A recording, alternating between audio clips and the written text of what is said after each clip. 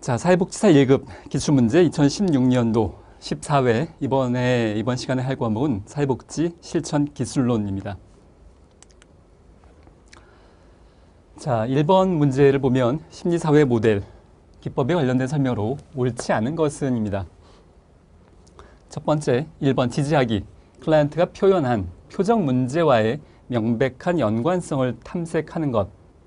자, 심리사회 모델에선 표적 문제라는 단어를 그렇게 일반적으로 사용하지 않습니다. 표적 문제에 관련된 것은 물론 다른 여러 모델에서도 사용합니다만 여기와 관련돼서 가장 연결이 되는 것은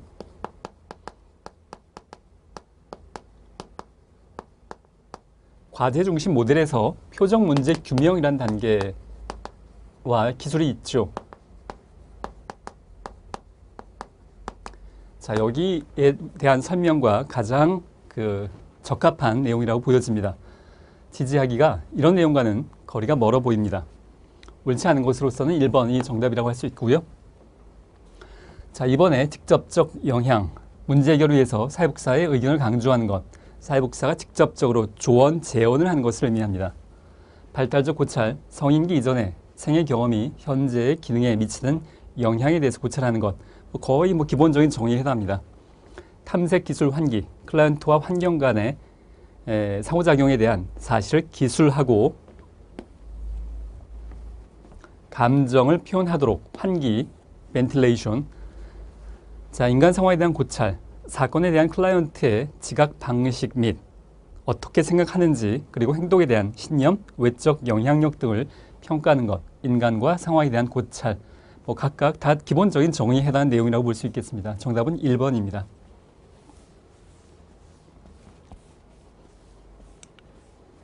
자, 인지행동 모델에 관한 설명으로 옳은 것을 모두 고르는 것입니다. 자, 인지행동 모델 그러면 물론 여러분들이 알고 있다시피 인지적인 이론과 행동주의 이론이 두 개가 결합된 것을 의미합니다. 실제로 그 행동주의 모델만 사용하는 경우는 그렇게 많지 않다고 볼 수 있겠는데요. 인지주의 모델에서 행동주의 모델의 내용들을 결합해서 사용했더니 클라이언트가 긍정적 변화를 보이는 데 있어서 더 효과적이더라라는 것이 임상적으로 굉장히 많이 밝혀져 있고요. 보통 임상 현장에서는 CBT라는 단어도 사용합니다. 이게 이제 인지에 대한 내용이어서 Cognitive Behavioral Therapy 이렇게 많이 부르곤 합니다. 자, 내용을 보면 기억, 행동적 과제의 부여를 중요시하는 것. 자, 이것은 이제 행동에 관련된 행동주의 모델에 부합하는 내용이겠고요. 클라이언트의 주관적. 자, 인지이론 그러면 키워드 중에 하나가 주관적이죠. 객관적이 아니고 생각하는 방식. 근데 그 생각하는 방식이 누구나가 다 주관적인 자기 나름대로의 사고방식 그리고 해석하는 방식이 있다는 것을 의미합니다. 자, 인지주의에 관련된 내용이라고 볼 수 있고요. 자, 인지체계의 변화, 인지라는 단어가 나왔습니다. 인지체계의 변화를 위해서 구조화된 접근을 하는 것 역시 인지주의의 특징에 해당합니다. 자, 구조화된 접근을 하는 것, 그리고 구조화라는 단어, 비구조화라는 단어가 이제 문제에 많이 등장하는데요. 자, 구조화됐다라는 것은 미리 계획을 했다라는 말의 의미입니다. 우리가 일반적인 인본주의적 상담 그러면 언제 끝날지, 이번 회기에, 이번 세션에 무엇을 다룰지, 앞으로 종결이 어느 시점에 될지 이런 것들을 미리 계획하지 않습니다.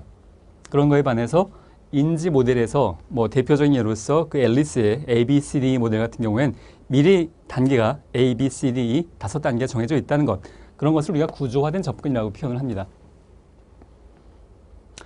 자, 불안감을 경험하는 상황에 노출시키는 것, 행동주의적 접근의 또 기본적인 내용 중에 하나라고 볼 수 있겠습니다. 행동주의 기법 중에 노출법 이라는 게 있는데요. 자, 체계적 둔감법도 넓은 의미에서 노출법이라고 볼 수 있겠고요. 예를 들자면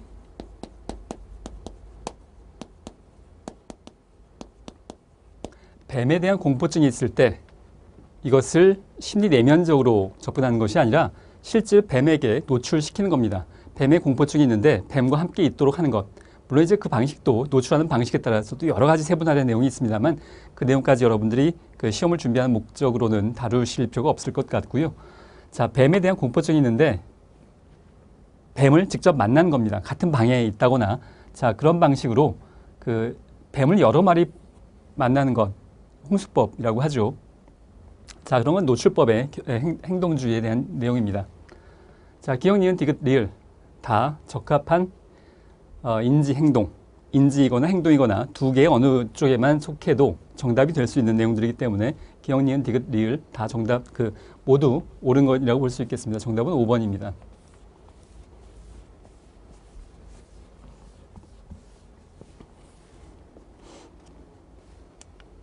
자, 정신역동 모델에 관련된 설명으로 옳지 않은 것은입니다.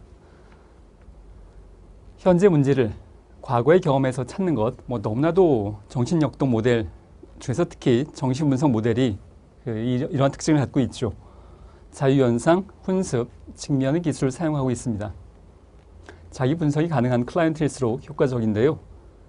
자, 이것은 이제 5번하고도 연결되는 건데 전이의 분석을 통해서 클라이언트의 통찰력을 증진시키는 것. 자, 기본적으로 정신분석이 갖고 있는 치료법의 기본적인 아이디어는 무의식을 지금 현재 클라이언트가 겪고 있는 심리 내면적인 또 행동상의 문제의 근본적인 원인은 어디 있냐 하면 본인도 모르는 그 클라이언트의 자신도 깨닫고 있지 못하는 무의식이 있는데 그 무의식을 의식으로 끌어올려서 그 문제의 원인을 깨닫게 되면 그것이 치료의 출발점이다라고 보는 것이 정신분석의 기본적인 아이디어인데요. 자, 우리가 의식에서 무의식으로 끌어올리는 이것을 우리가 통찰, 영어로 인사이트라고 하죠. 자기 분석이 가능한 클라이언트일수록 효과적이다라는 말은 스스로 통찰할 수 있는 능력이 사실 어느 정도 돼야 가능하다는 얘기입니다. 인사이트라는 단어의 의미가 앞에 이는 내부라는 뜻이고요. 사이트는 C의 명사형, 보다의 명사형이죠. 자기 자신의 내부를 들여다보는 겁니다. 그것을 우리가 통찰이라고 하고 무의식을 정신분석에서 무의식을 의식으로 끌어올리는 것. 자, 이러한 의미의 자기 분석이 가능해야 치료적인 효과가 가능합니다. 클라이언트의 무의식적 충동과 미래의 의지를 강조한다. 자, 과거의 경험을 강조하는 것이 훨씬 더 중요한 의미고요. 미래에 대해서는 그다지 큰 강조를 하고 있지 않습니다. 정답은 4번이라고 볼 수 있고요. 전이의 분석을 통해서 클라이언트의 통찰력을 증진시키려고 합니다. 정답은 4번입니다.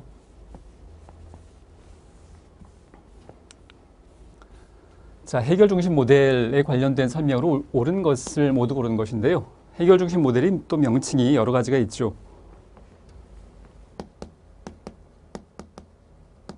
해결 중심 단기 치료라고 하기도 하고요. 해결 중심 가족 치료라고 하기도 하고, 사실은 이 모델을 만든 인수벅이라는 학자를 포함한 여러 학자들이 기본적으로 맨 처음에 썼던 명칭은 해결 중심적 단기 치료입니다. 근데 그 해결 중심적 단기 치료가 기본적으로 가족 치료의 하나의 부류이기 때문에 이렇게 부르기도 하고, 이것이 점점 확장이 돼서 가족 치료뿐만이 아니라 사회복지 실천 전반에 걸쳐서 사용되면서 해결 중심 모델 이런 명칭을 이제 나중에 또 가지게 되었죠. 자, 옳은 것을 모두 고른 것은 이론적이고 규범적인 것. 자, 전혀 그렇지 않죠. 과제 중심 모델과 마찬가지로 이 해결 중심 모델은 그야말로 전혀 이론적인 기반은 갖고 있지 않습니다. 문제가 발생하지 않았던 예외적인 상황을 중요시하는 것, 이 가장 핵심적인 아이디어죠. 가족 치료라고 했을 때 부부싸움, 예를 들어서 부부싸움을 굉장히 심하게 한다. 그런 내담자의 상황이라면 통상적인 전통적인 방식은 그 문제가 왜 발생했는가에 집중하는데, 이 해결 중심의 해결 중심이라는 말의 의미는 예외적인 상황, 1년 365일 중에 그야말로 하루도 빠지지 않고 부부싸움 하는 것은 아닐 거기 때문에 부부싸움 하지 않는 날이 한 달에 한 번이라도 있었다면 거기에 집중하는 겁니다. 그때는 어떻게 해서 부부싸움을 하지 않았나요? 라고 그 강점을 묻는 것, 그렇게 함으로써 스스로 문제 해결할 수 있는 단서를 찾고자 하는 것, 그것이 해결 중심 모델의 기본적인 아이디어입니다. 문제를 분석하지 않고 문제가 없었을 때 상황을 분석합니다. 해결 과제를 수립할 때 클라이언트보다 사회복지사의 견해를 우선시하는 것도 전형적으로 전혀 그렇지 않습니다. 이 해결 중심 모델의 기본적인 모토 아이디어 중에 하나는 클라이언트 인생에 있어서의 전문가는 클라이언트 본인이라고 생각을 하는 거죠. 사회복지사가 클라이언트의 인생의 전문가가 아니고 사실은 이 예외적인 상황에서 언제 부부싸움을 하지 않았는지, 그리고 부부싸움을 하지 않은 날은 어떤 요인 때문에 부부싸움을 하지 않을 수 있었는지, 그 긍정적인 요인을 사회복지사가 찾아줄 수는 없는 겁니다. 본인이 찾는 거죠. 그런 의미에서 클라이언트 인생에 있어서의 사회복지사보다 오히려 더 전문가일 수 있다는 입장을 갖고 있습니다. 자, 클라이언트의 자원과 과거의 성공 경험을, 자, 마찬가지 맥락이죠. 방금 설명드렸던 그 맥락입니다. 니은과 리을, 정답은 3번이라고 할 수 있겠습니다.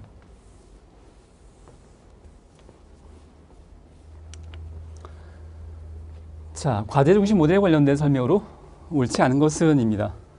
클라이언트의 자기결정권을 존중하는 것. 클라이언트의 자기결정권을 존중하는 것은 이제 1970년대 이후에 수립된 모델의 대부분이 공유하고 있는 특징 중에 하나이죠. 과제 중심 모델도 그렇습니다. 계약 내용에 사회복지사의 과제를 포함합니다. 자, 클라이언트의 과제뿐만이 아니라 사회복지사가 클라이언트에게 숙제를 내주고 검사해주는 어떤 선생님 같은 역할을 하는 것이 아니라 둘이 동등한 협력적 관계이기 때문에 둘 다에게 과제가 부여됩니다. 클라이언트와 사회복지사 간의 관계는 협력적 관계입니다. 자, 단기 치료의 기본 원리를 강조한 비구조화된 접근을 한다. 자, 이제 B자가 빠져야 되겠죠. 구조화된 접근입니다. 미리 계획합니다. 시작할 때 우리 앞으로 3개월 후에 종결합니다. 그리고 1개월 후에는 어떤 단계에서 뭘 점검을 해볼 거고 이런 것들을 미리 계획한다는 의미입니다. 일반적인 상담은 그렇게 하지 않죠.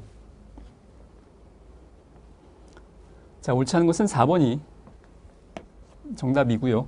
클라이언트의 문제의식을 반영해서 표적 문제를 설정합니다. 클라이언트가 동의하지 않는 것은 표적 문제로 설정하지 않습니다. 사회복지사가 일방적으로 정하지 않고 클라이언트가 동의한 것, 클라이언트의 문제의식을 반영한 것에 대해서 표적 문제로 간주하고 개입 목표로 삼습니다.